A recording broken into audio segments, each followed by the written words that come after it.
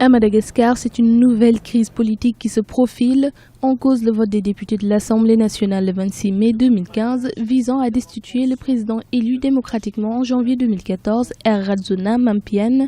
Les parlementaires l'accusent de violations graves et répétées de la Constitution et de haute trahison, des accusations que réfute le gouvernement qui pense que le vrai problème est ailleurs. En réalité, ce qui semble attirer l'ire de certains députés, c'est de s'entendre dire que le président allait dissoudre l'Assemblée nationale, ce que le président n'a nullement envisagé. Alors, certains politiciens, effectivement, ont intérêt à ce qu'il y ait une déstabilisation au niveau du pays et ont convaincu certains députés, par des moyens souvent pas très catholiques, de dire le président va dissoudre parce que ces assises ont pris des résolutions de dissolution. Les autorités dénoncent également une tentative de manipulation de la population et de déstabilisation du pouvoir en place venant de personnes mal intentionnées. On pense à beaucoup de monde aujourd'hui qui n'ont pas intérêt à ce que les choses avancent à Madagascar et qui veulent déstabiliser le pays. Les députés qui sont comme le président l'avait d'ailleurs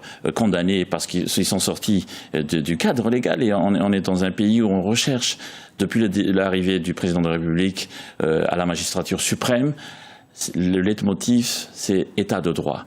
Lorsque tout ce processus qui veut aboutir à une destitution du président de la République a été mis en marche, c'est en dehors de tout texte.